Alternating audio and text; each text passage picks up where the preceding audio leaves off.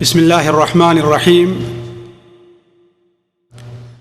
الحمد لله تبارك الله الذي نزل الفرقان على عبده ليكون للعالمين نذيرا الذي له ملك السماوات والأرض ولم يتخذ ولدا ولم يكن له شريك في الملك وخلق كل شيء فقدره تقديرا وأشهد أن لا إله إلا الله وأشهد أن محمدا عبده ورسوله الذي بعث بالحق بشيرا ونذيرا. أما بعد فإن خير الحديث كتاب الله وخير الهدي هدي محمد صلى الله عليه وسلم وشر الأمور محدثاتها وكل محدثة بدعة وكل بدعة ضلالة وكل ضلالة في النار. أعوذ بالله السميع العليم من الشيطان الرجيم. بسم الله الرحمن الرحيم. إنا كل شيء خلقناه بقدر وما أمرنا إلا واحدة كلمح بالبصر. بسم الله الرحمن الرحيم. سبح اسم ربك الأعلى الذي خلق فسوى والذي قدر فهدى. سبحانك لا علم لنا إلا ما علمتنا إنك أنت العليم الحكيم. رب اشرح لي صدري ويسر لي أمري واحلل عقدة من لساني يفقه قولي واحلل عقدة من لساني يفقه قولي. عزیز ساتھیوں، دینی بھائیوں اور قابل احترام بہنوں اور بیٹیوں، السلام علیکم ورحمۃ اللہ وبرکاتہ. آج ہمیں آپ لوگوں کے سامنے اس مبارک مجلس میں جس موضوع سے متعلق کچھ کہنے کا حکم دیا گیا ہے وہ اسلام کے ایک رکن تقدیر سے متعلق ہے. اصل موضوع شروع کرنے سے پہلے میں یہ بات آپ لوگوں کے سامنے رکھ دوں کہ یہ موضوع جہاں ایک طرف بہت ہی ضروری ہے اور یہ اس لائق ہے کہ سال میں ایک بار نہیں، 6 مہینے میں ایک بار نہیں، بلکہ یہ موضوع خاص طور پر اور خاص طور پر اس مادیت کے دور میں اس موضوع کو لوگوں کے سامنے بار بار چھیڑا جائے، بار بار یاد دلایا جائے اور بار بار اس طرف لوگوں کی رہنمائی کی جائے. تو یہ ناحیے سے جبکہ یہ موضوع نہایت ہی ضروری ہے، دوسرے آپ لوگ اس پر بھی ذرا توجہ دیں گے کہ یہ موضوع خالص چونکہ ایک علمی ہے اس لیے تھوڑا سا خشک بھی ہے، جس کے لیے آپ لوگوں کو تھوڑی سی توجہ دینے کی ضرورت ہے. میں اس موضوع کو تقریباً 3 یا 4 حصوں میں تقسیم کرتا ہوں. پہلی چیز تقدیر کی تعریف کے بعد اس کی اہمیت اور فضیلت سے متعلق ہوگی. دوسری بات تقدیر کی قسمیں، اور تیسری بات تقدیر پر ایمان کے فوائد، اور پھر اگر وقت رہا ہماری اور آپ کی یہ مجلس ہمارے کہنے اور آپ کے سننے کے اعتبار سے ہمارے ساتھ رہی تو تقدیر سے متعلق جو بعض شبہات لوگوں کو ہو سکتے ہیں ان کا ذکر یا ان کا ازالہ کیا جائے گا. دیکھیے، پہلی چیز تقدیر یہ ایک ایسا لفظ ہے جو ہمارے اور آپ کے ہاں بالکل جانا اور پہچانا ہے. تھوڑے سے واضح لفظوں میں ذرا اس کی گہرائی میں اگر ہم اور آپ جائیں تو تقدیر بنا ہے قدر سے، اور قرآن مجید میں لفظ قدر ایک سے زائد جگہ استعمال بھی ہوا ہے. اصل میں قدر کے جو لغوی معنی ہے کسی کی انتہا تک پہنچنا اور کسی کی ماہیت اور حقیقت کو جاننا، اور وہیں سے یہ معنی لیا گیا ہے کہ کسی کی انتہا تک پہنچنے کا اندازہ کرنا، کسی کی ماہیت اور حقیقت تک پہنچنے کا اندازہ کس طریقے سے کیا جائے، اسی چیز کو خاص عربی زبان کے اندر قدر کہتے ہیں. لیکن یہی معنی جب ہمارے اور آپ کے سامنے استعمال ہوتا ہے، یہی لفظ جب شریعت کے اندر مستعمل ہوتا ہے تو اس کا ایک خاص معنی لیا جاتا ہے جو لغوی معنی سے ہٹا ہوا نہیں ہے، لغوی معنی اس کے اندر پایا جاتا ہے۔ یعنی ہمارا آپ کا یہ یقین رہے کہ اللہ تبارک و تعالی نے اپنے علم اور حکمت کے مطابق دنیا کے اندر جتنی مخلوقات ہے ہر ایک کے وقت وجود اور اس کے وجود، اس کی انتہا اور انتہا کے بعد اس کا کیا حشر، اس کا ساتھ کیا معاملہ ہوگا، اس چیز کا صحیح اندازہ کرنا، اور اسی چیز پر ہمارا ایمان رہنا چاہیے کہ اللہ تبارک و تعالی نے ہر چیز کا بالکل صحیح اور ٹھیک اپنے علم کے مطابق اندازہ کیا، اسے لوح محفوظ میں لکھا، اور اسی اندازے کے مطابق دنیا کے اندر جو چیز وجود میں آ رہی ہے، جن ہیں یا انس ہیں، جاندار ہیں یا بے جان ہیں، ساری چیز اسی اندازے کے مطابق وجود میں آ رہی ہے۔ ہمارے اور آپ کے ہاں تقدیر کے ساتھ ایک اور لفظ کا استعمال ہوتا ہے، ذرا اس پر بھی غور کر لیں۔ وہ لفظ ہے قضا اور قدر کا، قضا کا لفظ ہے۔ جب ہم بولتے ہیں تقدیر تو صرف اکیلے بولتے ہیں، لیکن جب لفظ قدر بولتے ہیں تو اس کے ساتھ کیا استعمال کرتے ہیں؟ قضا و قدر۔ پھر لفظ قدر اکیلے استعمال نہیں ہوتا، تقدیر استعمال اکیلے، لفظ تقدیر اکیلے استعمال ہوتا ہے، لیکن لفظ قدر عمومی طور پر کیا ہوتا ہے؟ قضا اور قدر دونوں ایک ساتھ استعمال ہوتے ہیں۔ تو یہ قضا کیا چیز ہے؟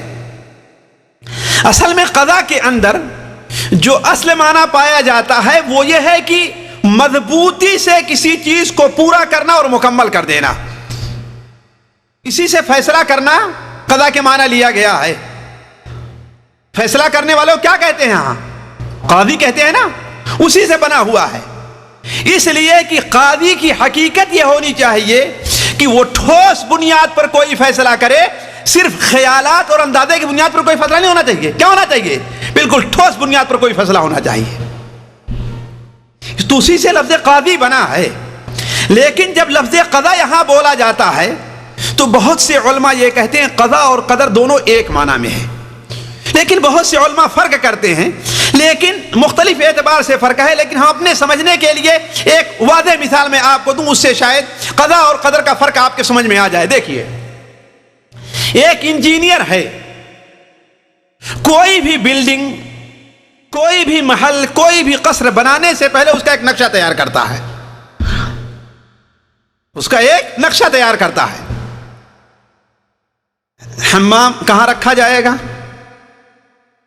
مکتبہ کہاں رہے گا، مجلس ہماری کہاں بنے گی، بچوں کا کمرہ کس طرف رکھا جائے گا، ہے کہ نہیں ہے، ہمارا غرفہ نوم جسے کہتے ہیں وہ کہاں پر رہے گا۔ یعنی وہ ایک نقشہ بنا لیتا ہے کاغذ کے اوپر، پھر اسے کس کے حوالے کرتا ہے؟ ایک دوسرے انجینئر یا ٹھیکیدار کے حوالے کرتا ہے کہ اسی لحاظ سے تم ایک گھر اور ایک مکان بناؤ۔ یہ ایک مثال ہے، لیکن اللہ تعالیٰ کی ذات مثالوں سے بہت اونچی ہے، بہت اونچی ہے۔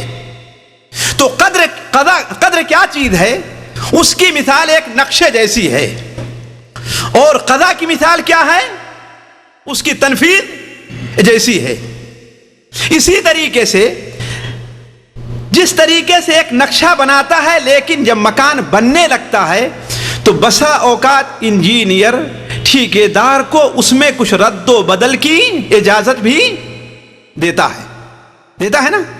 اسی طریقے سے اللہ تبارک و تعالی نے ایک تقدیر تو متعین کر دی ہے، لیکن تقدیر کے بعد حصے کو اللہ تعالی نے معلق رکھا ہے کہ فرشتوں کے حوالے جب تقدیر کا نفاذ کیا اللہ تبارک و تعالی نے، تو ان سے کہہ دیا کہ اگر یہ بندہ صلہ رحمی کرے، اگر یہ بندہ دعا کرے تو اس کی عمر کے اندر تھوڑی سی تبدیلی بھی کر دینا۔ اسی کو ہم کہتے ہیں کہ مسلمان کا حال تو ہے کہ اس کی دعا سے اللہ تعالیٰ تقدیر کو بھی بدل دیتا ہے۔ حالانکہ اللہ تبارک و تعالیٰ کے علم کے اندر یہ بات ہے، اس کے فیصلے میں یہ بات ہے کہ آیا اس کی تقدیر بدلے گی کہ نہیں بدلے گی، عمر بڑھے گی کہ نہیں بڑھے گی، وہ دعا کرے گا کہ نہیں کرے گا، وہ دعا کرے گا۔ لیکن اللہ تبارک و تعالیٰ حکمت کے طور پر اس کی حکمت وہی جانتا ہے۔ ہمارا اور آپ کا علم محدود ہے، ہم اس کی حکمت کو نہیں جان سکتے۔ اپنی حکمت کے طور پر بسا اوقات یہ اختیار بھی دیتا ہے کہ ہاں اس کے اندر اگر بندہ دعا کرے، صلہ رحمی سے کام لے، تو اس کی تقدیر کے اندر تھوڑا سا رد و بدل کرتا ہے، اسے ہی علماء تقدیر معلق کہتے ہیں۔ چلیے خیر، یہ بات شاید بعد میں آئے تو اس کی تھوڑی سی وضاحت میں آپ کے سامنے کروں گا۔ دیکھیے، سب سے پہلے ہم تعریف کے بعد آتے ہیں تقدیر پر ایمان۔ تقدیر پر ایمان کا معنی کیا ہے ساتھیو؟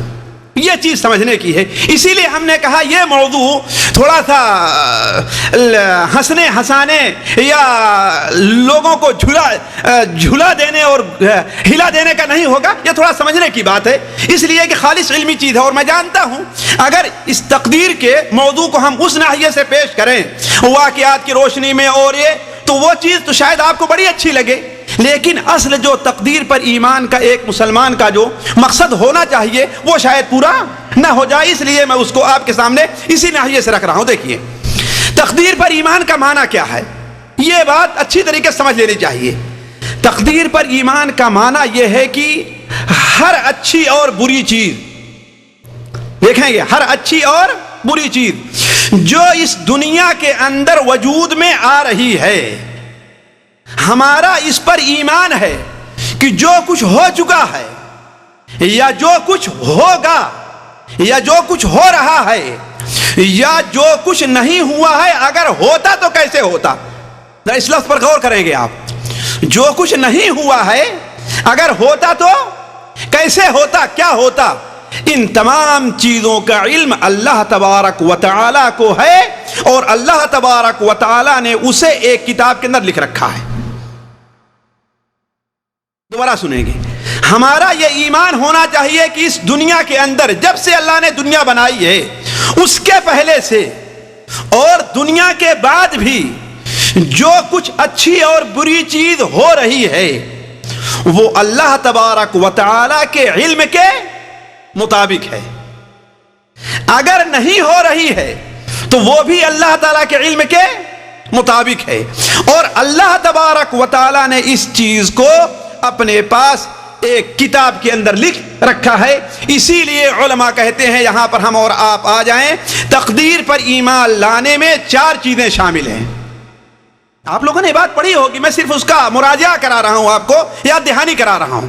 تقدیر پر ایمان لانے میں کیا چیزیں داخل ہیں؟ 4 چیزیں۔ بہت سے لوگ جو اس مفہوم کو سمجھتے نہیں، وہ تقدیر کے اوپر اعتراض کرتے ہیں۔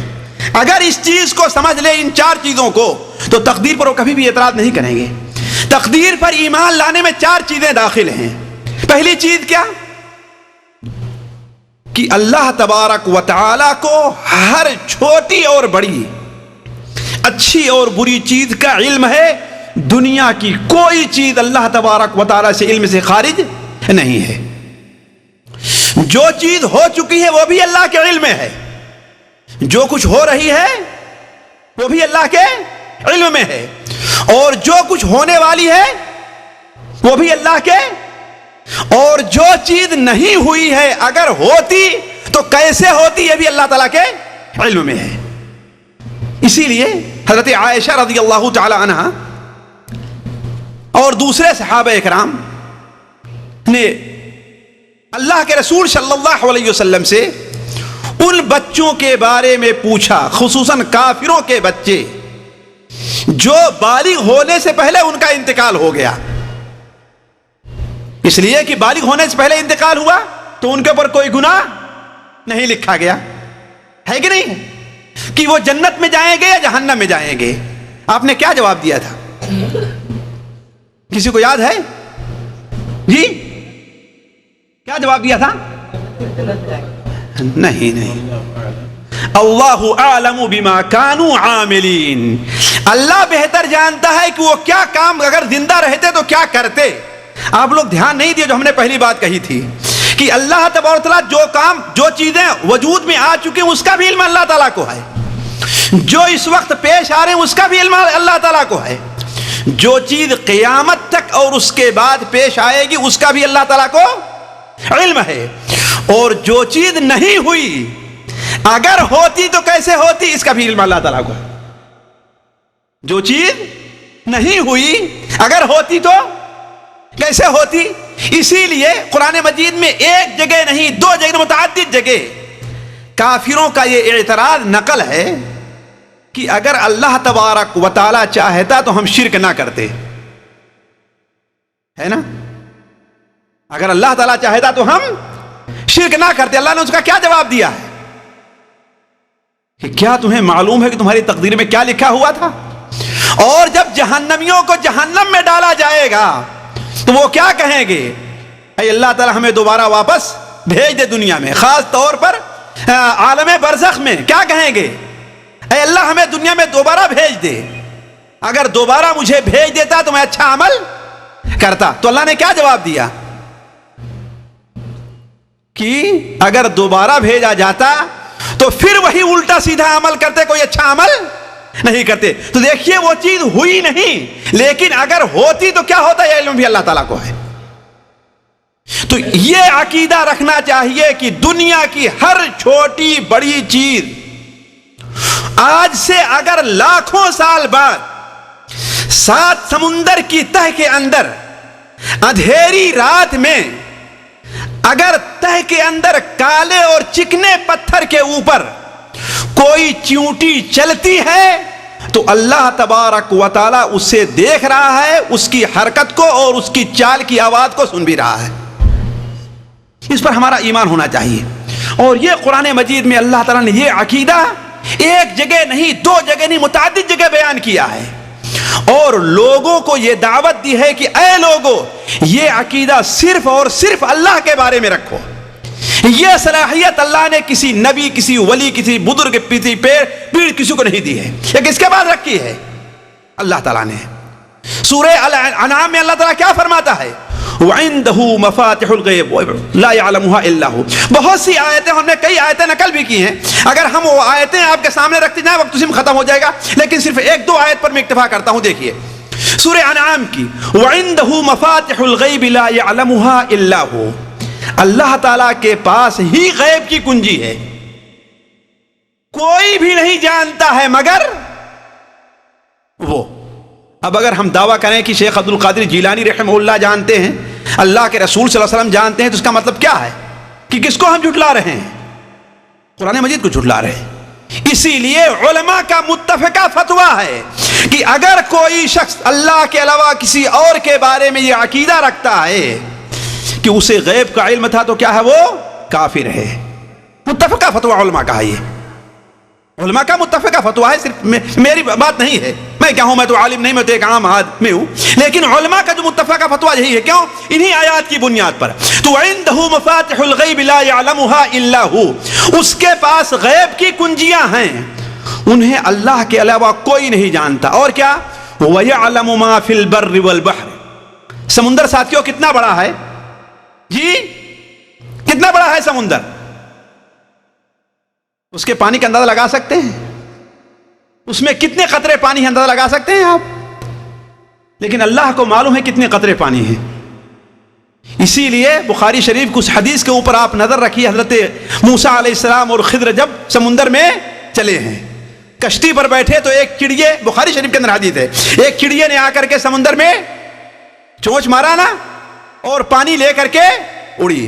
تو حضرت خضر علیہ السلام نے کہا کہ اے موسیٰ علیہ السلام، ہمارا علم اور تمہارا علم اللہ تبارک و تعالیٰ کے علم کے مقابلے میں اتنا بھی نہیں کم ہے، اتنا بھی نہیں ہے جتنا سمندر سے اس چڑیے نے پانی لیا ہے۔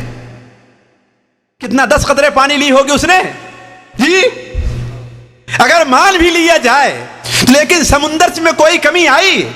اب اللہ تعالیٰ کے علم کا اندازہ لگائیں کہ سمندر کے اندر جتنے قطرے ہیں اور سمندر کی تہ میں جتنے جانور بستے ہیں، اللہ تعالیٰ ہر ایک کی شکل کو پہچانتا ہے، ہر ایک کی صورت کو جانتا ہے، ہر ایک کے رنگ کو جانتا ہے، اور ہر ایک کے مکان وجود کو جانتا ہے۔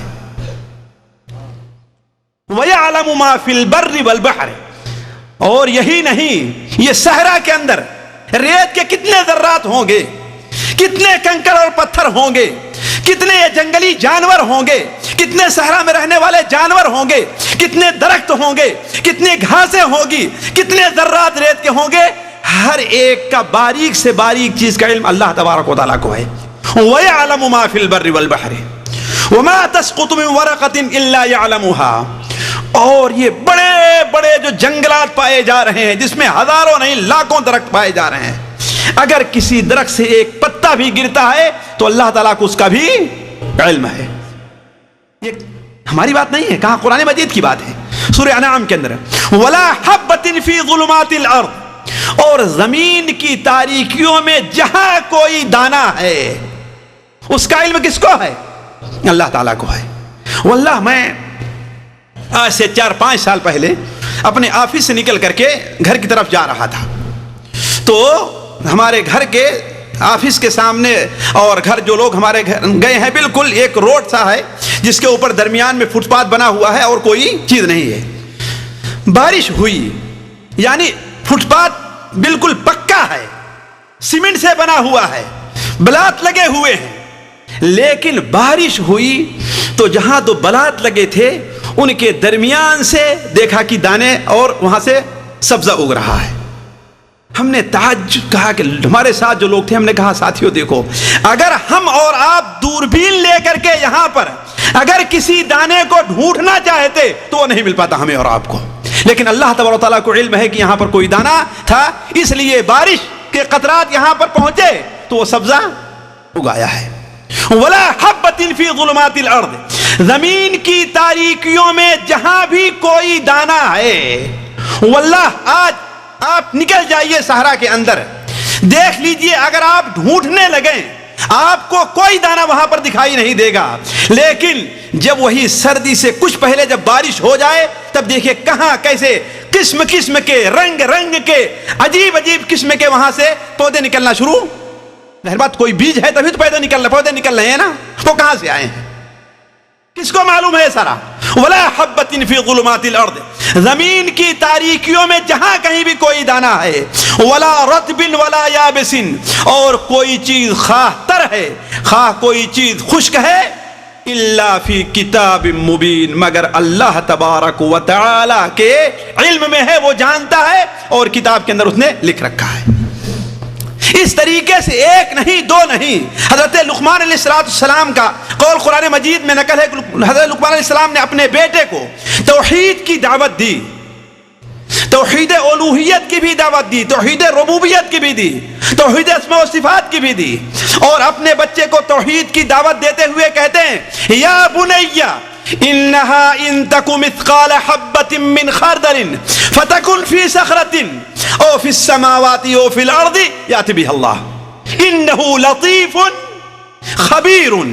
اے بیٹے، کوئی بھی دانہ چاہے رائی کے برابر ہی ہو، رائی کے دانے کی مثال اس لیے دیتے ہیں کہ عام طور پر جو لوگ دانہ جس کا بوتے اور کاٹتے ہیں ویسے اس سے چھوٹے چھوٹے بھی دانے بیج ہوں گے، لیکن جو لوگوں کے عام طور پر ہاتھ میں آتے ہیں وہ سب سے چھوٹا دانہ رائی کا مانا جاتا ہے اور بڑا ہلکا ہوا کرتا ہے۔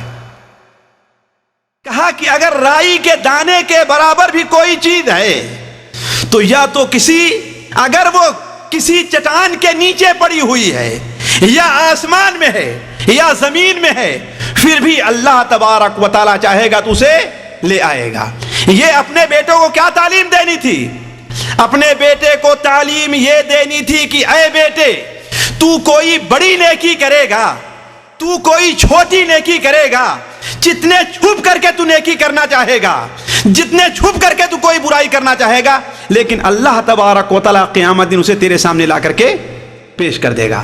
تو ساتھیوں، پہلی چیز تقدیر سے متعلق جس پر ایمان رکھنا چاہیے وہ کیا چیز ہے کہ اللہ تبارک و تعالیٰ کے علم ازلی اور علم کامل اور علم شامل کے اوپر ایمان رکھنا چاہیے۔ اور حدیث کے اندر بھی اللہ کے رسول صلی اللہ علیہ وسلم نے ایسی بہت سی مثالیں دی ہیں، میں ان سے آگے بڑھ کر کے چھوڑ کر کے آگے بڑھتا ہوں۔ دیکھیے، دوسری چیز تقدیر سے متعلق یہ ہے کہ اللہ تبارک و تعالیٰ نے یہی نہیں کہ صرف جانا ہے، نہیں، بلکہ اپنے اس علم کو جو بندوں سے متعلق تھے اللہ تعالیٰ نے اسے لوح محفوظ میں لکھ کر کے بھی رکھ لیا ہے۔ صرف جانا نہیں ہے بلکہ لکھ کر کے بھی رکھ لیا ہے. وہ کہاں موجود ہے؟ لوح محفوظ جو عرش کے پاس موجود ہے. اللہ تبارک و تعالی نے اس چیز کو بھی قرآن مجید میں ایک نہیں دو نہیں متعدد جگہ بیان کیا ہے. حضرت موسیٰ علیہ السلام کا فرعون سے مناظرہ آپ لوگوں نے بار بار سنا ہوگا. توحید کی دعوت دی، سب کچھ سکھلایا، تو آخر میں فرعون کہتا ہے کہ اچھا یہ بتاؤ، جو لوگ اس دنیا سے گزر چکے ہیں ان کے ساتھ اللہ تعالیٰ کیا معاملہ ہو رہا ہے؟ تم ہمیں عذاب کی دھمکی دیتے ہو، جہنم کی دھمکی دیتے ہو، آگ کی دھمکی دیتے ہو، لیکن جو لوگ جا چکے ہیں فما بال القرون الاولی. موسیٰ علیہ السلام نے اس کے ساتھ یہ نہیں کہا کہ وہ جہنم میں جائیں گے، اس لیے کہ اگر ایسا کہا لوگ بدک سکتے ہیں. کیا کہا؟ علمھا عند ربی فی کتاب، علمھا عند ربی فی کتاب. پہلے لوگوں کا علم اللہ تعالیٰ کے پاس ایک کتاب کے اندر موجود ہے. لا یضل ربی ولا ینسا. انہوں نے جو کچھ نیک اور برا عمل کیا ہے میرا رب نہ تو بھولتا ہے اور نہ میرے رب سے وہ چیز غائب ہوگی. قرآن مجید میں ایک جگہ اللہ تعالیٰ اور ارشاد فرماتا ہے ما اصاب من مصیبت فی الارض ولا فی انفسکم الا فی کتاب من قبل ان نبرأها. تمہیں کوئی تکلیف پہنچتی ہے، کوئی مصیبت پہنچتی ہے، چاہے زمین سے ہو یا آسمان طرف تمہارے اوپر کوئی مصیبت تمہارے اندر آئے، وہ کیا ہے؟ وہ کتاب کے اندر ہے. اس کے پیدا کرنے سے پہلے ہم نے اسے کتاب کے اندر لکھ کر کے رکھا ہے. اور سورہ یاسین تو آپ لوگ عام طور پر پڑھتے ہیں کہ نہیں پڑھتے ہیں؟ ہمارے ہاں سورہ یاسین کو بڑی اہمیت دی جاتی ہے کہ نہیں ہے؟ بلکہ سورہ یاسین ایک چند اوراق کی لکھ کر کے عام طور پر لوگ لے کر کے اپنے پاس رکھ لیتے ہیں اور اس کو پڑھتے بھی رہتے ہیں برکت کے لیے. میں یہ نہیں کہتا وہ برکت کی چیز نہیں ہے، لیکن صرف ایک سورت کو یہ اہمیت دینا جس کی قرآن اور حدیث میں کوئی صحیح دلیل موجود نہیں ہے اور پورے قرآن کو چھوڑ دینا، یہ اسلامی اصول، یہ مسلمان کا شیوا نہیں ہے. یہ بات غلط ہے کہ ہمارے ہاں 5 سورہ نافذ لوگوں نے جاری کر دیا ہے اور سورہ یاسین ہے اور سورہ رحمان ہے. اس کا نتیجہ کیا نکلتا ہے؟ لوگ صرف اسی پر اعتماد کیے بیٹھے اور پورے قرآن کو چھوڑ دیے ہوئے. تو اس طریقے سے یہ بات غلط ہے. لیکن کہنا مطلب یہ ہے کہ سورہ یاسین عام طور پر لوگ اتنی اہمیت دیتے ہیں. اس کے شروع ہی میں اللہ تعالیٰ کیا ارشاد فرماتا ہے؟ اِنَّا نَحْنُ نُحْيِي الْمَوْتَى وَنَكْتُبُ مَا قَدَّمُوا وَآثَارَهُمْ وَكُلَّ شَيْءٍ أَحْصَيْنَاهُ فِي إِمَامٍ مُبِينٍ. ہم مردوں کو زندہ کریں گے. مردوں کو ہم زندہ کریں گے. کب زندہ کریں گے؟ قیامت. ہاں، کب زندہ کریں گے؟ قیامت کے موقع پر، قیامت کے دن ہم زندہ کریں گے. وَنَكْتُبُ مَا قَدَّمُوا وَآثَارَهُمْ. ہم وہ چیز بھی لکھ لے رہے ہیں جو عمل انہوں نے کیا ہے. وَآثَارَهُمْ، اور جو نیک عمل وہ کا ذریعہ وہ چھوڑ کر کے جا رہے ہیں وہ بھی لکھ لے رہے ہیں. وَكُلَّ شَيْءٍ أَحْصَيْنَاهُ فِي إِمَامٍ مُبِينٍ. اور ہر چیز کو ہم نے ایک واضح کتاب کے اندر لکھ کر کے رکھا ہے. ساتھیوں، اسی لیے ہر انسان جو کوئی بھی عمل کر رہا ہے، نیک کر رہا ہے یا برا کر رہا ہے، اس کے سامنے سے اللہ تعالیٰ کی یہ آیت کبھی بھی غائب نہیں ہونی چاہیے کہ وَكُلَّ شَيْءٍ أَحْصَيْنَاهُ فِي إِمَامٍ مُبِينٍ. أَحْصَاهُ اللَّهُ وَنَسُوهُ. اللہ نے تو گن کر کے رکھا ہے، شمار کر کے، اور لوگ اسے بھول گئے. اسی لیے ظالموں کے سامنے جب اعمال نامہ قیامت دن پیش کیا جائے گا، اللہ تعالیٰ سے دعا کریں کہ اللہ تعالیٰ ہمیں ہمارا اعمال نامہ دائیں ہاتھ میں دے. جب ان کا نامہ اعمال ان کے بائیں ہاتھ میں پیش کیا جائے گا تو کیا کہیں گے؟ ما لی ھذا الکتاب لا یغادر صغیرۃ ولا کبیرۃ الا احصاها. یہ کتاب بھی عجیب ہے، اس میں نہ تو ہمارا کوئی چھوٹا گناہ چھوٹا ہوا ہے نہ بڑا گناہ چھوٹا ہے، ساری کی ساری اس کے اندر موجود ہے. تو ہم بھول گئے ہیں، لیکن اللہ تعالیٰ بھولنے والا لا یضل ربی ولا ینسا. ہمارا رب نہ بھولتا نہ بھٹکتا ہے اور نہ ہی بھولتا ہے. تو عرض کرنے کا مقصد تقدیر سے متعلق ہمارا اور آپ کا دوسرا ایمان یہ ہونا چاہیے کہ اللہ تبارک و تعالی نے لوگوں کی تقدیر سے متعلق جتنی باتیں ہیں ان کا صرف علم اللہ تعالیٰ کو نہیں ہے، بلکہ علم کے ساتھ اللہ تعالیٰ نے اسے لکھ بھی رکھا ہے. اور ایک تیسری چیز بھی داخل ہے، ذرا اس کے اوپر غور کریں گے. اس سلسلے میں بڑی حدیثیں ہیں، میں اختصار کرتے ہوئے ان حدیثوں کو میں چھوڑتے جا رہا ہوں. میں ان حدیثوں سے قطع نظر اس لیے کہ وقت ختم ہو جائے گا، میں اپنی بات پوری نہیں کر پاؤں گا. تیسری چیز یہ ہے کہ اب آپ لوگ یہ نہ سمجھیں کہ جب اللہ تعالیٰ کو علم تھا اور اللہ تعالیٰ نے وہ سب ہماری تقدیر میں لکھ دیا ہے تو کوئی چیز بغیر اللہ تعالیٰ کے ارادے اور چاہے ہوئے پیش آ جاتی ہے نا. دنیا میں جو کچھ ہو رہا ہے اسی لکھے ہوئے کے مطابق ہو رہا ہے، لیکن اللہ کے چاہے بغیر، اللہ کی مشیت کے بغیر. اسی لیے ہمارے اور آپ کے ہاں کیا کہتے ہیں کہ اللہ کی اجازت کے بغیر تو ایک پتا بھی نہیں ہلتا. اس کا معنی کیا ہے اجازت کا؟ یعنی اگر اللہ تبارک و تعالی نے چاہا، اللہ تعالی نے چاہا تبھی وہ ہلا ہے، اگر نہ چاہتا تو وہ یہ نہیں کہ اللہ تعالیٰ کو اجازت حکم دے رہا ہے کہ ہاں بھائی ہلو تم نا.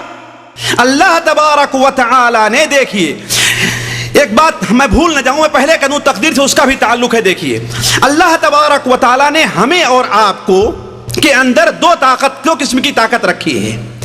ہمارے اعضاء کے اندر ایک قسم کی طاقت تو یہ ہے کہ ہم اس کے لیے مجبور ہیں. مثال کے طور پر خون ہے نا، دوڑتا ہے نا ہمارے اور آپ کے رگوں میں، ہم اس کے لیے مجبور ہیں، اس پر ہمارا کوئی بس نہیں چل سکتا ہے. ہمارے دل کی حرکت ہے کہ نہیں حرکت ہے؟ دل کی حرکت ہے نا، ہم دل کی حرکت سے مجبور ہیں، اس پر ہمارا زور نہیں چل سکتا ہے. لیکن ہمارا ہاتھ ہے، ہم ہاتھ کی حرکت پر مجبور نہیں ہیں، مختار ہیں. ہم چاہیں تو اسی ہاتھ سے کسی کو ہدیہ تحفہ دیں اور چاہیں کسی ہاتھ سے کسی کو تھپڑ ماریں، ہے کہ نہیں ہے؟ تو دیکھیے ہمارے اندر نہ طاقتیں رکھی دونوں قسم کی ہیں. ایک قسم کی طاقت یہ ہے کہ ہم اس پر بالکل مجبور ہیں، ہمارے خیالات ہیں. اسی لیے اللہ تبارک و تعالی انسان کے خیالات پر کوئی گرفت نہیں کرتا ہے. جس چیز میں انسان مجبور ہے اللہ تعالیٰ اس پر اس کی گرفت نہیں کرے گا. مثال کے طور پر کیا کوئی بچہ یہ استطاعت رکھتا ہے کہ وہ خوبصورت بنے اور بدصورت نہ بنے؟ جی کوئی بچہ اس بات کی استطاعت رکھتا ہے کہ اس کے دونوں ہاتھ ہو، ایک ہاتھ اس کا خراب نہ ہو؟ جی استطاعت رکھتا ہے؟ نہیں رکھتا ہے. لہذا کسی کے اچھے ہونے پر، برے ہونے پر، ذہین ہونے پر، بیوقوف ہونے پر، چھوٹے ہونے پر، بڑے ہونے پر اللہ تعالیٰ اس پر کسی کی کوئی گرفت نہیں کرے گا، ہے کہ نہیں ہے؟ مثال کے طور پر ایک شخص فطری طور پر پیدا ہو رہا ہے کہ اس کا ایک ہاتھ نہیں ہے نا. اب اگر وہ انسان وضو کرے ظاہر بات ایک ہاتھ چھوٹ جائے گا نہیں چھوٹ جائے گا، وہ تو اللہ تعالیٰ اس پر اس کی گرفت کرے گا. جی ایک شخص ہے، ظاہر بات یہ قرآن مجید ہے، اس کا پڑھنا ہمارے اور آپ کے اوپر واجب ہے کہ نہیں؟ لیکن ایک شخص کو اللہ تعالیٰ نے پیدا کیا، وہ پاگل اور مجنون پیدا ہوا ہے، تو اگر قرآن نہ پڑھے اللہ تعالیٰ اس پر اس کی گرفت کرے گا؟ کیوں؟ اس لیے کہ اس میں وہ مختار نہیں ہے. ہماری گرفت انہی باتوں پر ہوگی جن کا ہمیں اختیار ہے. تو عرض کرنے کا مقصد یہ ہے کہ اللہ نے جو کچھ لکھا ہے وہ اسی کے مطابق ہوگا، لیکن بغیر اللہ کے ارادے اور چاہے بغیر. وما تشاءون الا ان یشاء اللہ وما تشاءون الا ان یشاء اللہ رب العالمین، ہے نا؟ وہ لوگ کوئی چیز نہیں چاہتے ہیں الا یہ کہ اللہ رب العالمین چاہ لے، ہے کہ نہیں ہے؟ تو ہمارا ایک عقیدہ یہ بھی ہے کہ دنیا میں ہر چیز تقدیر کے مطابق تو ہے لکھے کے، لیکن کوئی چیز بغیر اللہ کے چاہے ہوئے نہیں ہے. جب اللہ تبارک تعالیٰ چاہتا ہے تب وہ چیز ہوتی ہے. لیکن اب کوئی انسان کہہ سکتا ہے کہ اب اگر اللہ تبارک و تعالیٰ کے چاہے بغیر ہم نے کفر نہیں کیا تو اللہ تعالیٰ ہمیں اس پر سزا کیوں دے رہا ہے؟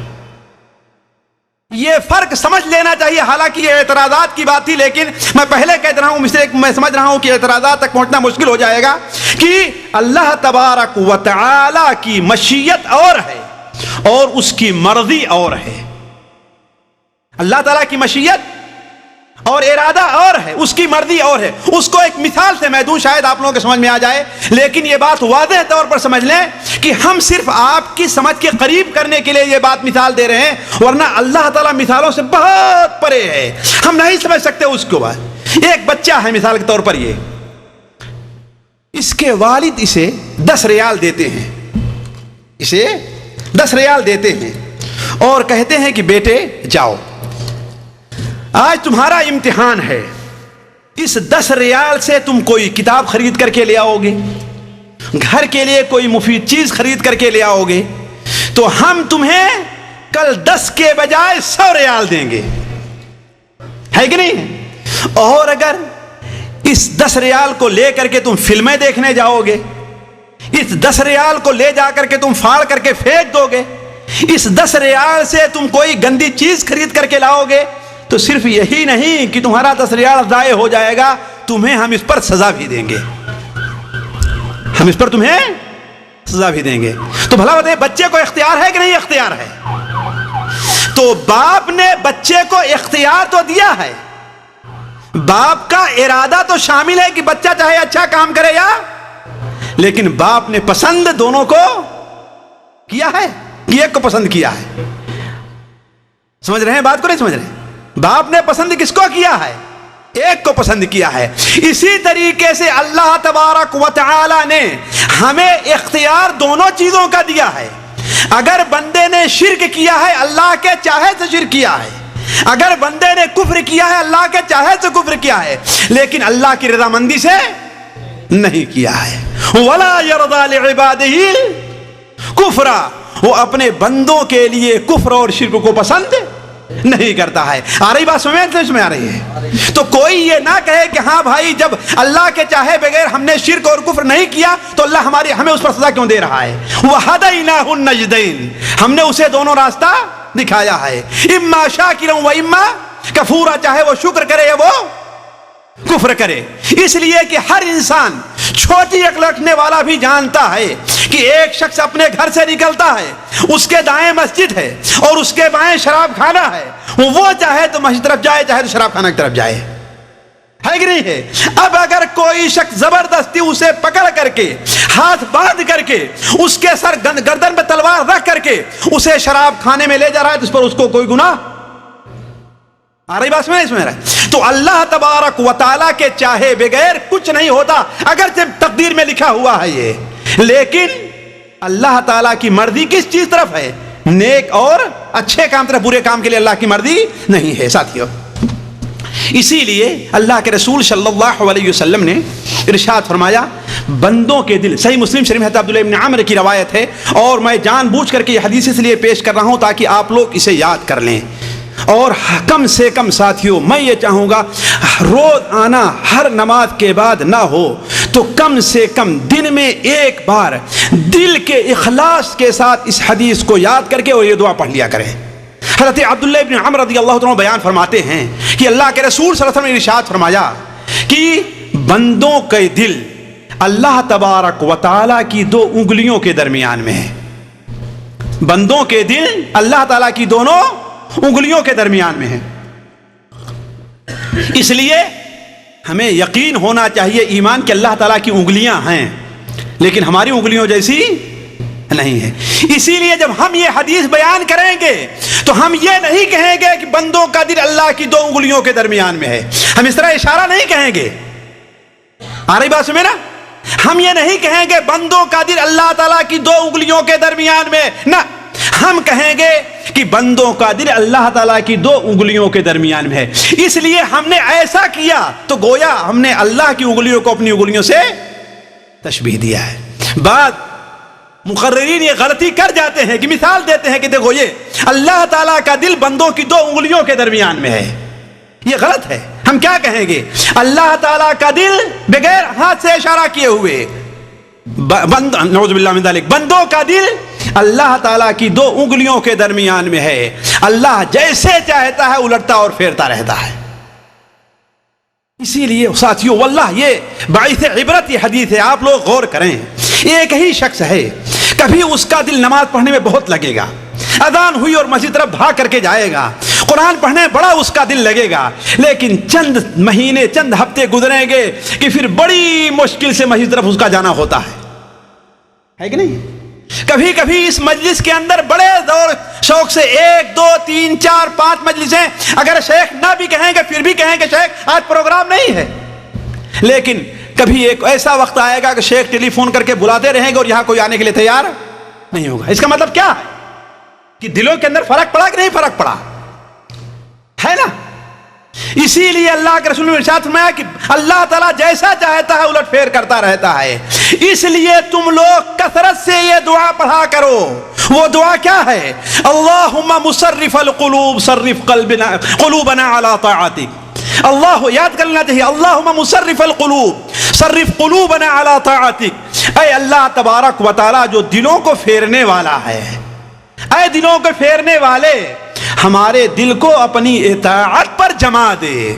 صرف قلوبنا علی نہیں کہا ہے، علی طاعتک. ہمارے دل کو یہ نہیں کہ اپنے عبادت طرف آج پھیر دے پھر بعد میں پلٹ جائے، نہیں، کیا کہا؟ صرف قلوبنا علی طاعتک. میرے دلوں کو اپنی اطاعت پر تو جما دے. حضرت مسند احمد وغیرہ میں حضرت ام سلمہ کی، حضرت عائشہ رضی اللہ عنہ کی روایت اسی معنی میں ہے کہ بندوں کا دل اللہ تعالیٰ کی دو انگلیوں کے درمیان، بلکہ حضرت ام سلمہ بیان فرماتی ہیں کہ اللہ کے رسول صلی اللہ علیہ وسلم ذرا یہ بھی باعث عبرت چیز ہے، ہمارے گھر میں جب رہا کرتے تھے تو کثرت سے یہ دعا پڑھا کرتے تھے، اللہم مقلب القلوب ثبت قلبی علی دینک. یہ کون پڑھ رہے ہیں؟ اللہ کے رسول صلی اللہ علیہ وسلم. حضرت ام سلمہ کہتی، ہم نے کہا اے اللہ کے رسول صلی اللہ علیہ وسلم، آپ کثرت سے یہ دعا کیوں پڑھا کرتے ہیں؟ ہم میں ذرا سوچیں کہ کون باپ ہے، کون ماں ہے جو اپنے بچوں کے سامنے کثرت سے یہ دعا پڑھتی ہے تاکہ خود اسے بھی ہو اور بچوں کو عبرت اور نصیحت حاصل ہو. اسی لیے خصوصی طور پر حدیث کا ذکر میں کر رہا ہوں کہ یہ دعا اس لائق ہے کہ اس کا اہتمام کیا جائے. اللہ کے رسول سے اس کا اہتمام کیا کرتے تھے، جن کے اگلے اور پچھلے سارے گناہوں کو اللہ تعالیٰ نے معاف کر دیا تھا، تو ہم اور آپ اس کا اہتمام کیوں نہیں کرتے ہیں؟ تو حضرت ام سلمہ نے کہا اے اللہ کے رسول صلی اللہ علیہ وسلم، آپ کثرت سے یہ دعا کیوں پڑھتے ہیں؟ تو آپ نے وہی جواب دیا کہ اے ام سلمہ، بندوں کے دل اللہ تعالیٰ کی دو انگلیوں کے درمیان میں ہیں، جیسا چاہتا ہے ویسے ہی الٹ پلٹ کرتا رہتا ہے. اس لیے میں کثرت سے یہ دعا پڑھتا ہوں کہ اللہم مقلب القلوب ثبت قلبی علی دینک. اے اللہ تعالیٰ میرے دل کو اپنی عبادت پر، اپنے دین پر تو جما دے. تو یہ دعا کثرت سے پڑھنا چاہیے. تو عرض کر رہا تھا ساتھیوں کہ اللہ تبارک و تعالی کی مشیت اور ارادے پر بھی ایمان ہے. دوسری چوتھی چیز تقدیر سے متعلق جس پر ہمیں ایمان رکھنا چاہیے، اور وہ اہل سنت والجماعت کا عقیدہ ہے معتزلہ وغیرہ کے خلاف، کہ اللہ تبارک و تعالی دنیا کی اور آخرت کی ہر چیز کا پیدا کرنے والا ہے. اللہ تعالیٰ نے آب حیات کو بھی پیدا کیا ہے اور زہر کو بھی پیدا کیا ہے. محمد صلی اللہ علیہ وسلم کو بھی پیدا کیا ہے اللہ تعالیٰ نے، اور ابو لہب و ابو جہل کو بھی پیدا کیا ہے. ہاتھی کا بھی پیدا کرنے والا کون ہے؟ اللہ تعالیٰ ہے. اور اس چائے کے اوپر جو جراثیم ٹہل رہے ہوں اس کا پیدا کرنے والا کون ہے؟ اللہ تعالیٰ ہے. یہ ایمان ہونا چاہیے کہ اللہ تعالیٰ ہر چیز کو جانتا ہے، اور ان تمام چیزوں کو جو اللہ کا علم ہے، ہر چیز کو پیدا کرنے والا بھی اللہ تعالیٰ ہے کہ نہیں؟ وَخَالِقُ كُلِّ شَيْءٍ، اللہ تعالیٰ ہر چیز کا پیدا کرنے والا ہے. اللہ تعالیٰ نماز کا پیدا کرنے والا بھی ہے، اور زنا کا پیدا کرنے والا بھی ہے، شراب کا پیدا کرنے والا بھی ہے، اور آب زمزم کا پیدا کرنے والا کون ہے؟ اللہ تبارک و تعالیٰ ہے. سانپ کا پیدا کرنے والا، بچھو کا پیدا کرنے والا بھی اللہ تعالیٰ ہے، اور بھینس اور گائے جس کا دودھ ہم پیتے ہیں اس کو پیدا کرنے والا بھی کون ہے؟ اللہ تعالیٰ ہے. لیکن یہ الگ بات ہے کہ ہم یہ نہیں سمجھتے کہ سانپ اور بچھو کے پیدا کرنے میں کیا حکمت ہے.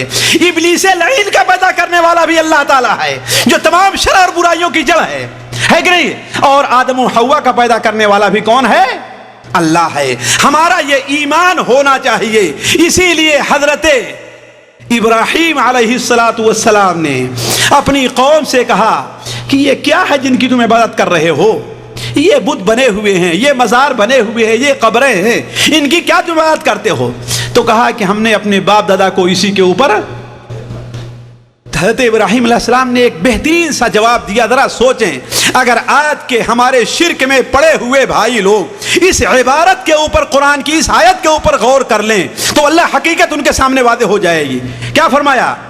واللہ خلقکم وما تعملون، اللہ نے تمہیں بھی پیدا کیا ہے اور جو تم بنائے ہو، جس کی بات کرے اسے بھی پیدا کیا اللہ تعالیٰ نے. کہ تم اپنے ہاتھ سے بناتے ہو بتوں کو اور اس کی پوجا کرتے ہو. ایک شخص کو تم اپنے جب مر جاتا ہے اپنے ہاتھ سے نہلاتے ہو، کفناتے ہو، اس میں کافور اور خوشبو لگاتے ہو، اپنے ہاتھ سے لے جا کر کے دفن کرتے ہو، اور پھر تمہاری عقل کہاں گئی ہے کہ اسی سے جا کر اپنی مرادیں بھی مانگ رہے ہو؟ وہ تو اتنا مجبور ہے کہ اپنے آپ اپنی قبر تک نہیں جا سکتا. وہ تو اتنا مجبور ہے اگر زمین پر چھوڑ دو تو سڑ اور گل جائے گا وہ شخص، ہے کہ نہیں ہے؟ لیکن جو اتنا مجبور ہو اس کے سامنے تم جا کر کے اپنا ہاتھ، اپنی بیڑی بنواتے ہو، اپنا ہاتھ پھیلاتے ہو. تو کہنے کا مطلب ہے کہ دنیا کی ہر چیز کا پیدا کرنے والا کون ہے؟ اللہ تعالیٰ. اسی لیے علماء کہتے ہیں اگر کوئی تقدیر پر ایمان نہیں لے آتا تو وہ مشرک ہے. کیوں؟ اس لیے کہ اس کا مطلب یہ ہے کہ برائیوں کو پیدا کرنے والا کون ہے؟ اللہ کے علاوہ کوئی اور ہے، کسی اور کو خالق مانا. جبکہ قرآن مجید میں اللہ تعالیٰ متعدد جگہ، ایک جگہ نہیں، دو جگہ نہیں، متعدد جگہ اللہ نے یہ بیان کیا ہے کہ ہر چیز پیدا کرنے والا کون ہے؟ اللہ تعالیٰ ہے. امام بخاری رحمہ اللہ نے ایک کتاب ہی لکھی ہے خلق و افعال العباد، بندوں کے افعال کا پیدا ہو، مخلوق ہونا. اس میں ایک حدیث نقل کی ہے، ان اللہ صانع کل شیء صانع، اللہ یصنع کل صانع وصنعتہ. بعض روایات میں اللہ خالق کل صانع وصنعتہ، اللہ تعالیٰ ہر بنانے والے کو پیدا کیا ہے، اور جس چیز کو وہ بنایا ہے اس کو بھی اللہ تعالیٰ نے پیدا کیا ہے. تو ساتھیو، عرض کرنے کا مقصد توحید، تقدیر کے اوپر ایمان میں کئی چیزیں داخل ہیں ساتھیو؟ 4 چیزیں. اگر یہ 4 چیزیں نہیں پائی گئیں تو ہمارا اور آپ کا ایمان تقدیر کے اوپر صحیح نہیں ہوگا. اب آئیے بات دوسری طرف نکل گئی، یہ ہے کہ تقدیر کے اوپر ایمان کی اہمیت کیا ہے. ساتھیو دیکھیے، تقدیر کے اوپر ایمان، جیسا کہ ہم نے کہا، ہمارے ایمان کا ایک رکن ہے. رکن ہونے کا کیا معنی ہے ساتھیو؟ کوئی بھائی بتا سکتا ہے رکن ہونے کا کیا معنی ہے؟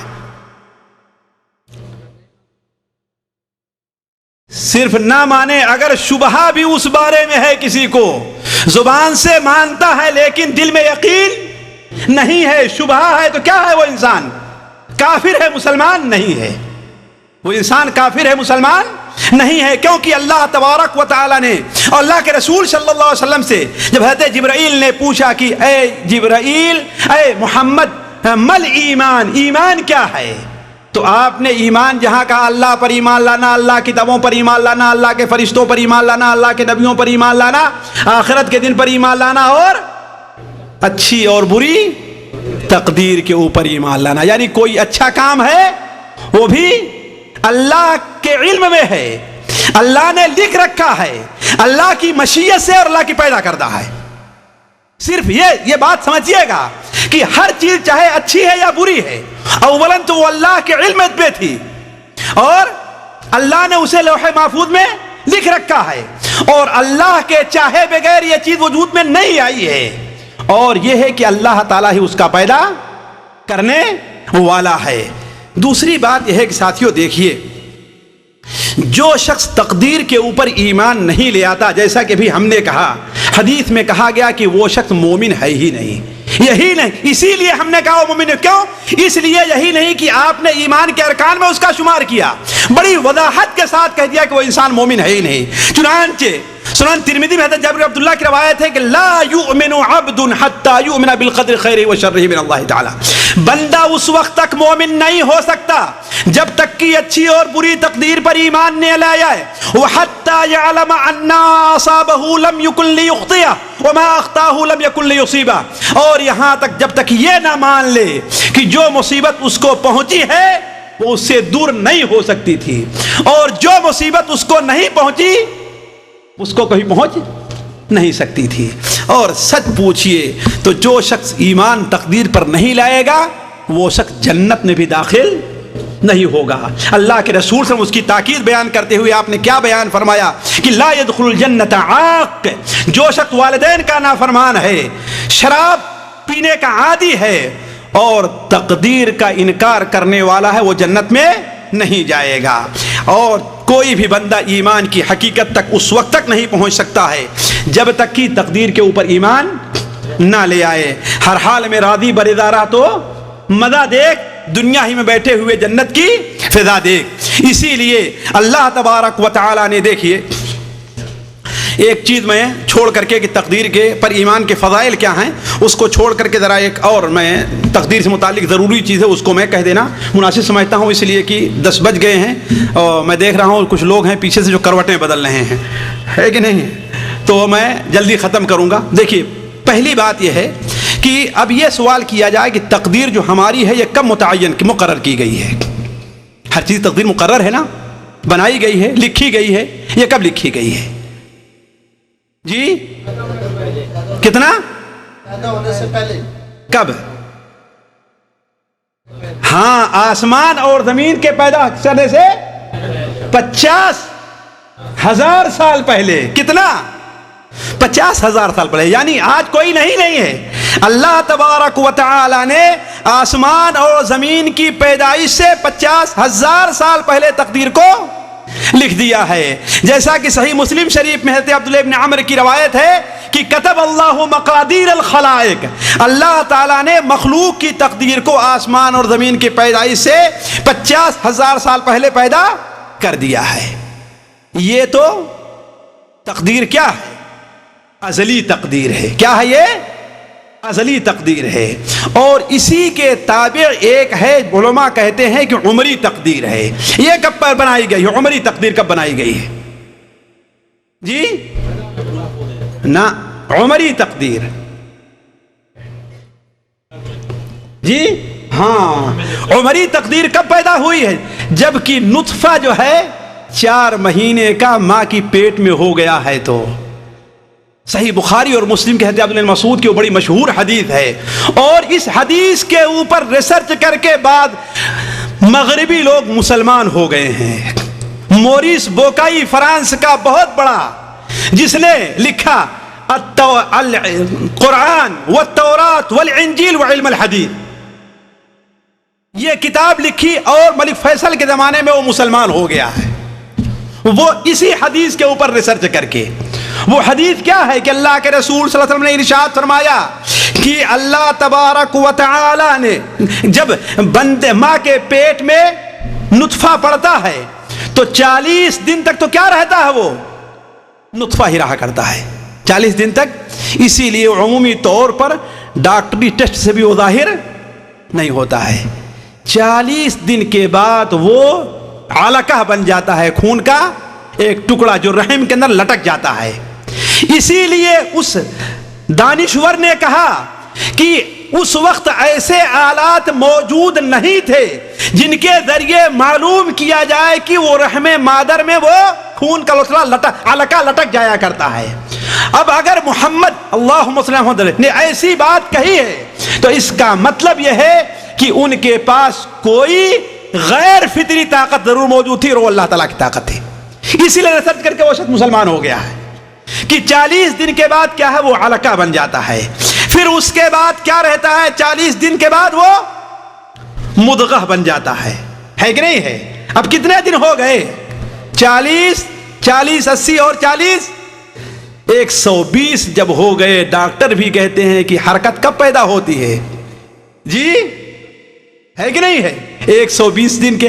تو اس وقت فرشتہ آتا ہے اور اللہ تعالیٰ کہتا ہے 4 چیزیں لکھ دو، اور یہ وہی چیز لکھی جاتی جو لوح محفوظ کے اللہ تعالیٰ نے آسمان اور زمین کے پیدا کرنے سے 50,000 سال پہلے لکھ دی ہے کہ نہیں؟ 50,000 پہلے کیا کیا لکھا جاتا ہے؟ ایمان رکھیں اس پر۔ پہلی چیز اس کی روزی لکھ دیا جاتی ہے، اس لیے جس کا اس کے اوپر ایمان ہوگا وہ روزی کی تنگی اور کشادگی سے کبھی پریشان نہیں ہوگا، اس لیے کہ اس کی روزی کب لکھی گئی ہے۔ ایک بار ہمارے کچھ ساتھی پہاڑ کے اوپر نکلے، ہوتا ہے نا کبھی گرمی کے موسم ہے تو عصر کے بعد چلو پہاڑی علاقے میں دور نکلو تاکہ باہر رہ کر کے ذرا سا باہر کی ہوا میں تھوڑی دیر ٹہل کر کے آئیں۔ اب تو موقع ملتا نہیں، لیکن جب کبھی فرصت تھی تو ہم بھی بچوں کو لے کر کے نکلا کر اپنے ساتھ ایک چٹائی لے لیا۔ کیا لیا؟ ایک چٹائی لیا۔ چٹائی کو وہاں پر بچھائے تو بچھاتے ہیں تو کیا دیکھتے ہیں؟ چٹائی پر ایک کنارے تھوڑا سا دال گری ہوئی ہے اور وہ سوکھ گئی ہے۔ کیا ہے؟ ہوتا ہے نا گھر میں کھاتے رہے اور گر گئی ہے اور سوکھ گئی، اس کا اندازہ نہیں تھا۔ تو اسے کیا کام کیا؟ ایک لکڑی لیا یا کرم لیا، اس کو کھرچ کر کے کیا ہے نیچے گرا دیا، اور جیسے نیچے گرنا تھا کہ چیونٹیاں آ کر کے اس کے اوپر پھاٹ پڑے۔ ذرا دیکھیے یہ روزی چیوٹیوں کی کہاں سے کہاں تک اللہ تعالیٰ نے پہنچا دی ہے، ذرا سوچیں آپ، ہے کہ نہیں ہے؟ کہاں دال گھر میں انسان پکاتا اور کھاتا، اس پر کتنے دن پہلے گری ہوگی، سوکھی رہی ہوگی، اور اسے اللہ تعالیٰ نے اس طریقے سے محفوظ رکھا۔ اسے کہاں جانا ہے؟ 10-5 کلومیٹر کسی پہاڑ کے اوپر جہاں اللہ کو مخلوق چیونٹیاں ہیں، ان کے لیے یہ روزی ہے، لہذا وہاں پر اللہ تعالیٰ نے پہنچا دیا ہے۔ اس لیے جس مومن کا اس کے اوپر یقین ہوگا ساتھیوں، وہ اپنی روزی کی تنگی یا کشادگی سے نہ پریشان ہوگا، نہ زیادہ گھمنڈ میں آئے گا۔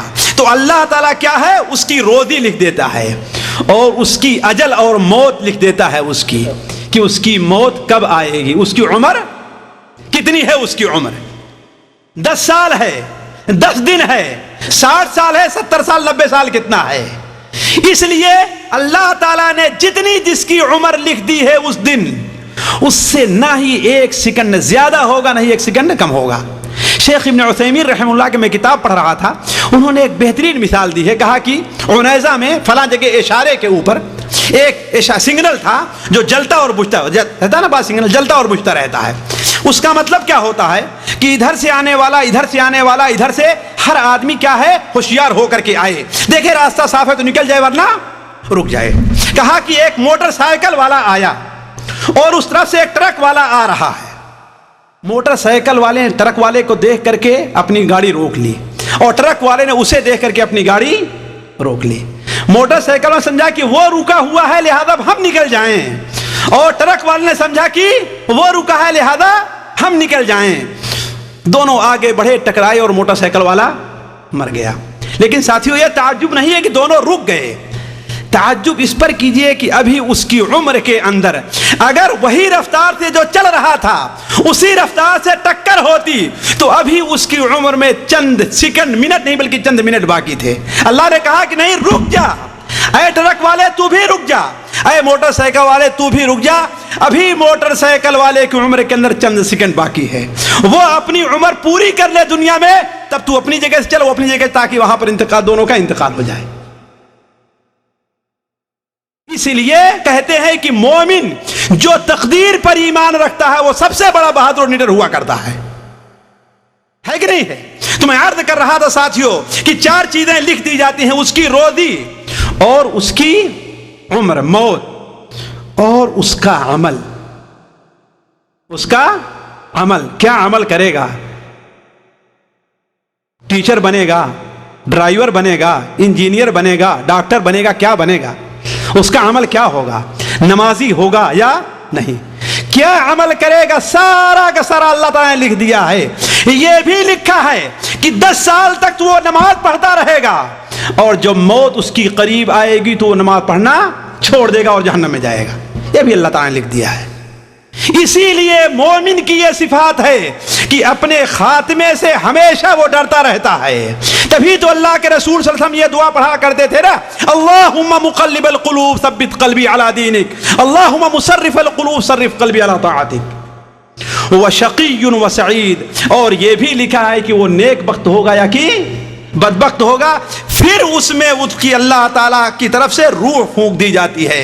آپ نے فرمایا فواللہ الذی لا الہ غیرہ، اس ذات کی قسم، اللہ کی قسم جس کے علاوہ کوئی معبود نہیں ہے، تم میں کا کوئی شخص ساری عمر تک نیک کام، جنت میں جانے کا کام کرتا رہتا ہے، یہاں تک کہ اس کے اور جنت کے بیچ میں صرف ایک بالشت کا فاصلہ رہتا ہے، تو اس کی تقدیر آگے بڑھ جاتی ہے اور وہ جہنم میں جانے کام کرنا شروع کر دیتا ہے۔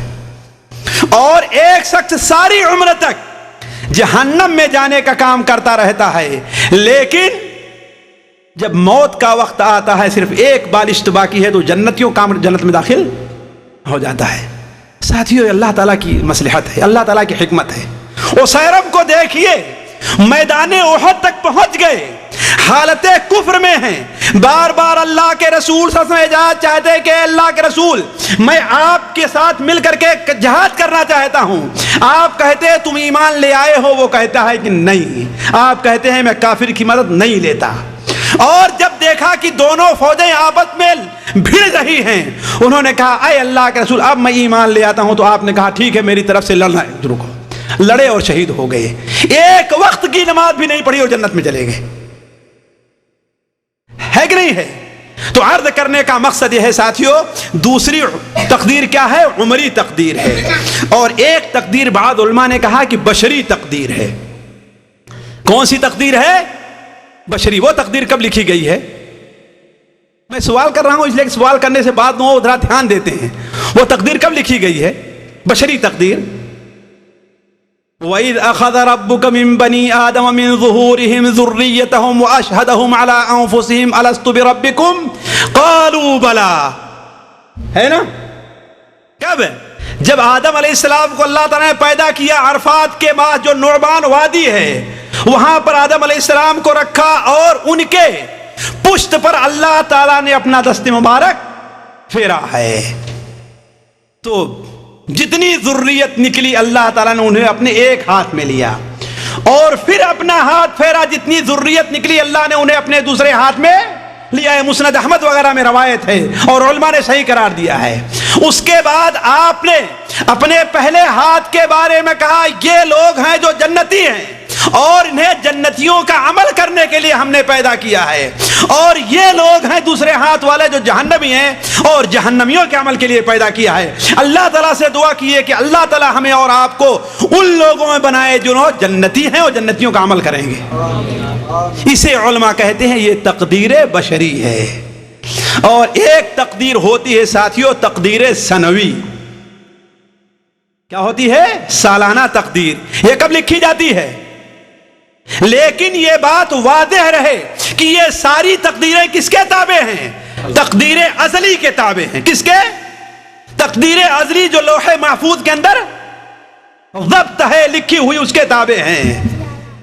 اور یہ لیلۃ القدر کے اندر حامیم والکتاب المبین انا انزلناہ فی لیلۃ مبارکۃ انا کنا منذرین فیہا یفرق کل امر حکیم۔ حامیم اور کتاب مبین کی قسم، ہم نے اس کتاب کو لیلت مبارکہ میں، مبارک رات میں نازل کیا ہے، اور اس کتاب کے ذریعے ہم دنیا والوں کو ڈرانے والے ہیں۔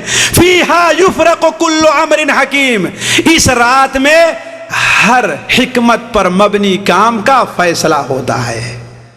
مفسرین عبداللہ ابن عباس ہیں، قتادہ ہیں، جابر ابن عبداللہ ہیں، اور بہت سے صحابہ اور تابعین اس کی تفسیر یہ کرتے ہیں کہ اللہ تبارک و تعالی لوح محفوظ میں جو کچھ لکھا ہے، اب سال بھر میں کتنے لوگ پیدا ہونے والے ہیں، کتنے مرنے والے ہیں، کتنے نیک عمل کرنے والے ہیں، کتنے لوگ جو ہے بیمار ہونے والے ہیں، کن کو شفا ملنے والی ہے، کس کی شادی ہوگی، کس کو طلاق ہو جائے گی، اور کس کو بیٹا ہوگا اور کس کو بیٹی ہوگی، یہ سارا فیصلہ کب ہوتا ہے؟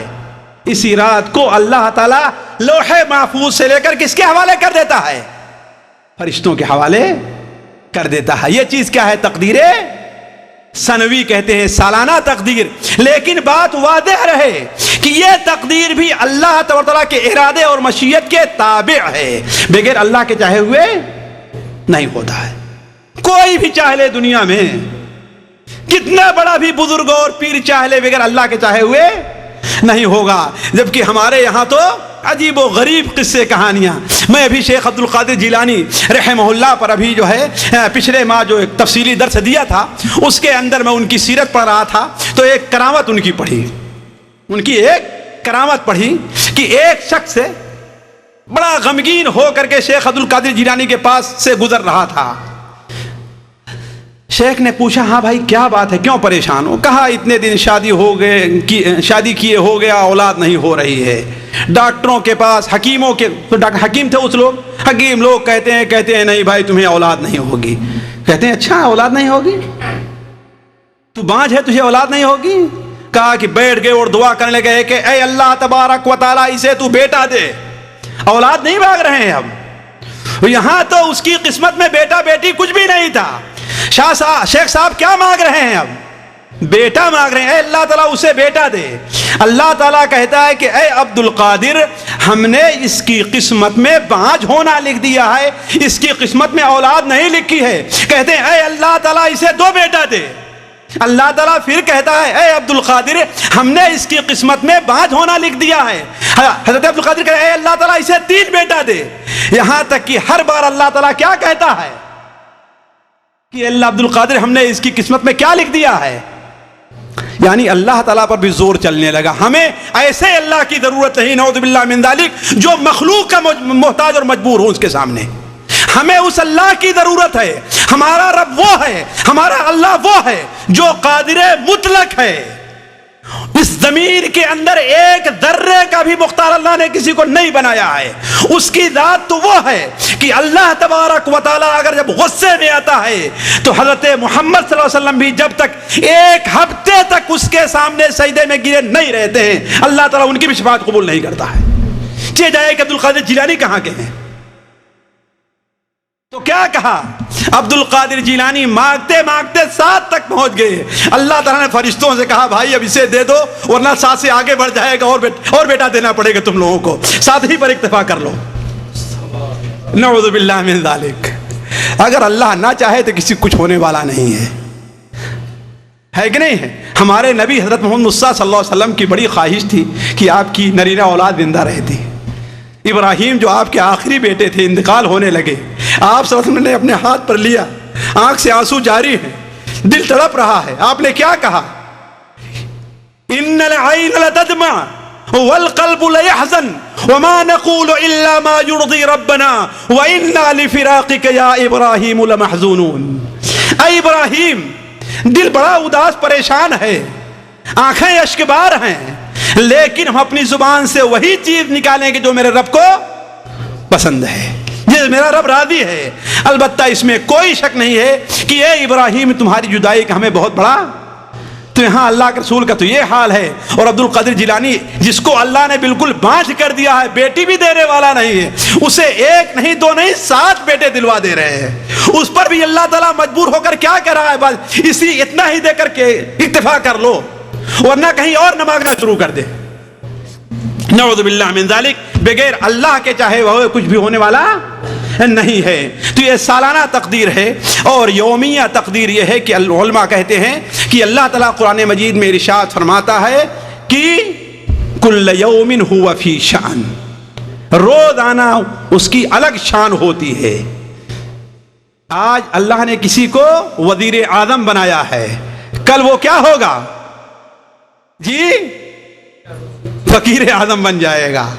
ابھی پچھلے مہینے اخبار میں یہ رپورٹ بلکہ ٹیلی ویژن پر رپورٹ آئی کہ برطانیہ کا وزیر اعظم بے ٹکٹ سفر کرتے ہوئے پکڑا گیا ہے.